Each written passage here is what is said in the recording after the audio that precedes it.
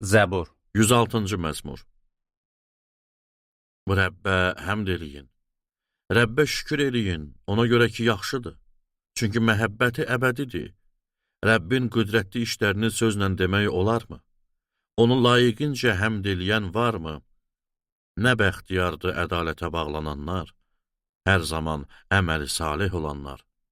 Ya Rəbb, xalqına lütf eləyərkən məni yada sal. Onları nicata çatdırarkən mənim də qayğıma qal. Qoy seçdiklərini bəxtiyar görüm. Millətinin sevinci ilə sevinim, irsinlə birlikdə fəxr eləyim. Ata-babamız kimi biz də günaha batmışıq. Biz də şər iş görməklə təqsirkar olmuşuq. Misirdə olanda ata-babamız sənin xariqələrini anlamadı. Bol məhəbbətini yada salmadı. Dəniz kənarında, qırmızı dənizdə sənə qarşı üsyankar oldu. Amma Rəbb qüdrətini göstərmək üçün onları ismi naminə qutardı. Onun məzəmmətindən qırmızı dəniz qurudu. Çöldən keçdikləri kimi onları dərin yerdən keçirtdi. İsrailliləri onları nifrət eləyənin əlindən qutardı. Onları düşməninin əlindən xilas elədi. Yağları sular bastı, bir nəfər də qalmadı. O zaman Rəbbin sözlərinə inandılar. Onu həmdlə tərənnüm elədilər, lakin Rəbbin əməllərini tez unutdular. Ondan məsləhət almadılar. Onlar səhrada iştahaya düşdülər, çöllükdə Allahı sınağa çəkdilər. O da istədiklərini verdi, lakin onlara azar göndərdi. Düşərgədə Musaya, Rəbb üçün təqdis olunan Haruna paxıllıq elədilər. Torpaq yarılıb datanı uddu. Aviramla yoldaşlarını yerə batırdı. Yoldaşlarının içinə alov saldı, bu pisləri yandırıb yaxdı. Horevdə bir dana heykəli düzəltdilər. Tökmə bir bütə səcdə elədilər. Allahın əvəzinə ot yeyən buğanın surətinə şərəf verdilər. Onları qutaran Allahı, Misirdə böyük möcüzələr yaradanı, Ham ölkəsində xariqələr göstərəni, qırmızı dənizdə zəhimli işlər görəni unutdular. Rəbb onları yox eləmək üçün niyyətini söylədi. Onu məhv edici qəzəbindən döndərmək üçün seçdiyi Musa onun qarşısına gəldi. Sonra o gözəl diyara da xor baxdılar. Rəbbin vədinə inanmadılar.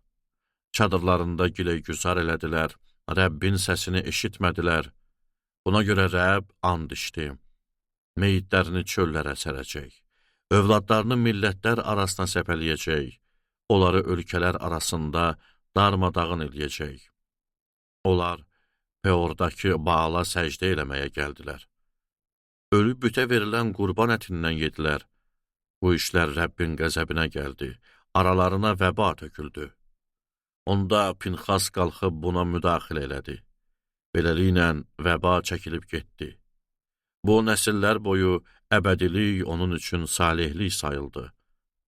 Onlar Meriva suları kənarında Rəbbi qəzəbləndirdilər. Buna görə Musanın başına qəza gəldi.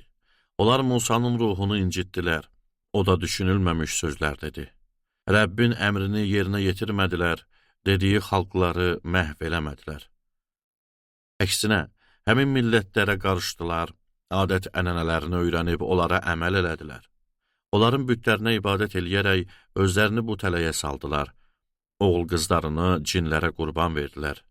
Oğul qızlarının günahsız qanını tökdülər. Onları Kənan bütlərinə qurban verdilər. Ölkəni qana bulaşdırdılar. Belə işlərlə murdarlandılar. Öz əməlləri ilə xəyanətə satıldılar. Rəbb xalqına qarşı qəzəbindən yandı. Öz irsini iyrənc bir şey sandı. Onları millətlərə təslim elədi. Onlara nifrət eləyənlər üzərlərində hakim oldu. Düşmənləri onları zülm altına saldılar. Onlara tabi olaraq əl altında qaldılar. Rəbb dəfələrlə onları azad eləmişdi. Amma pis niyyətli olduqları üçün üsyankar olmuşdular. Bu insanları öz günahları alçaltdı. Lakin o, fəryadlarını eşidəndə onların əziyyətinə baxdı. Bu insanlarla bağladığı əhdini yada saldı. Bol məhəbbəti naminə rəhmini göstərdi. Onları əsir eləyənlərin qəlbinə mərhəmət saldı. Ey Allahımız Rəbb, bizi qurtar. Bizi millətlərin arasından topla, müqəddəs isminə şükür eləyək. Biz fəxrlə sənə həmd söyləyək. Alqış olsun İsrailin Allahı Rəbbə, əzəldən sonsuza qədər. Qoy bütün xalq söyləsin, amin. Rəbbə həmd eləyin.